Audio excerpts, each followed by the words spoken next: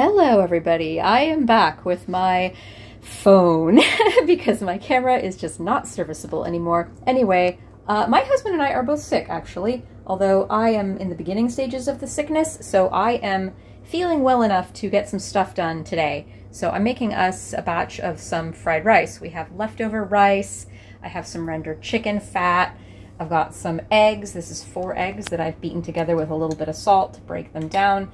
This is just like a cup of frozen peas. They're still frozen. It's totally okay.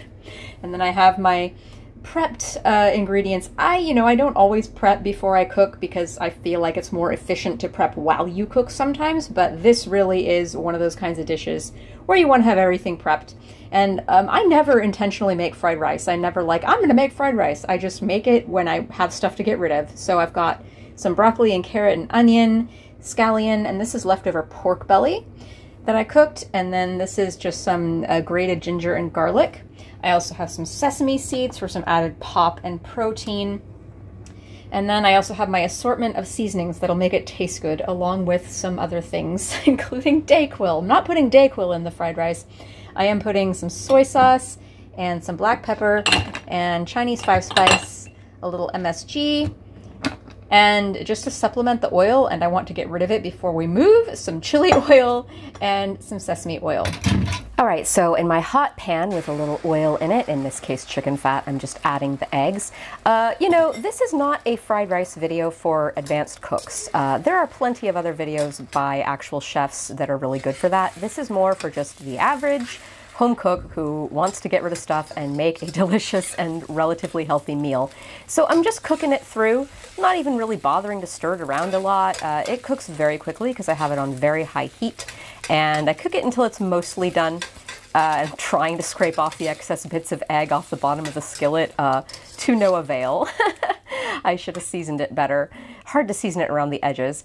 Anyway, remove the eggs, and I'm adding more chicken fat. That's like, I don't know, teaspoon, maybe 2 teaspoons, melting it off the fork, and then adding in my veggies that take the longest to cook, which in this case are the onions and the carrots, and I'm salting them because it's important to season things as you go.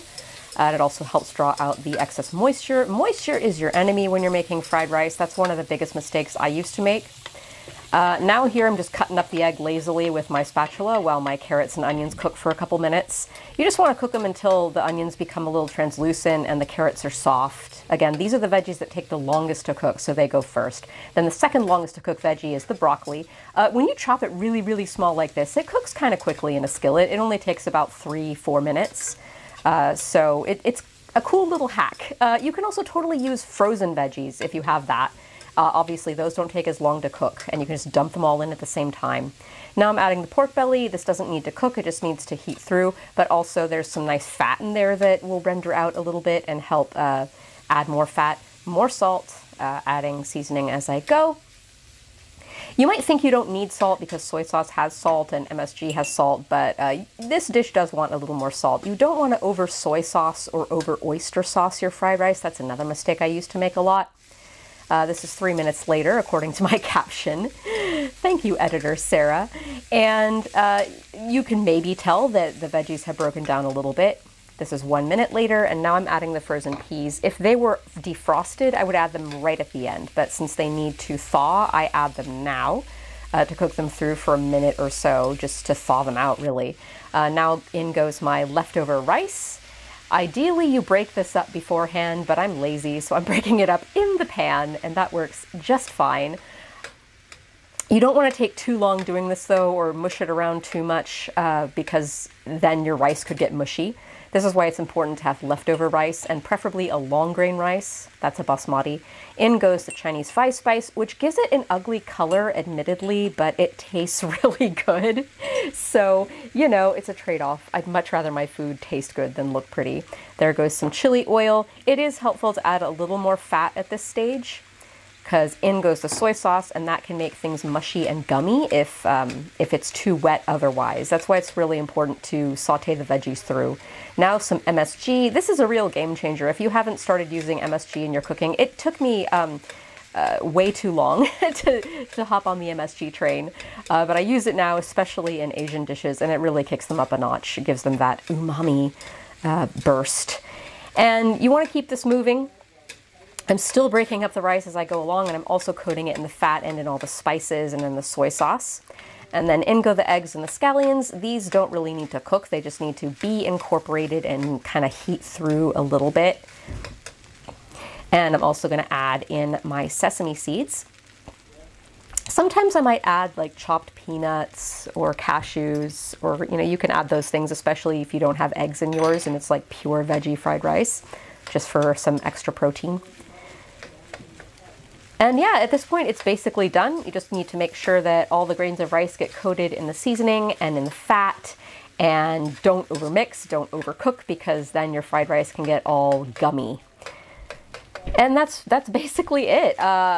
Again, this is not the best fried rice recipe out there on the internet. Look at Kenji Lopez Alt, look at, I don't know, any other like more reputable channel than mine, by someone who's more of a master of Chinese American cooking and Chinese cooking.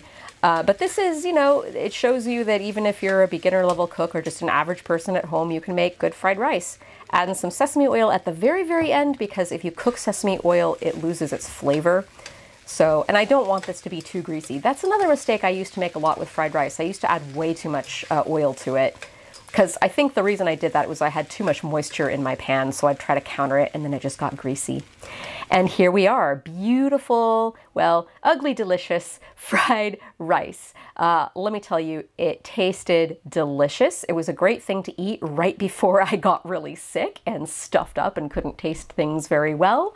Yeah, and it's an economical dish. It's rather nutritious depending on what you put in it, and it's a great thing to make. So I hope you all make it. Thanks for watching.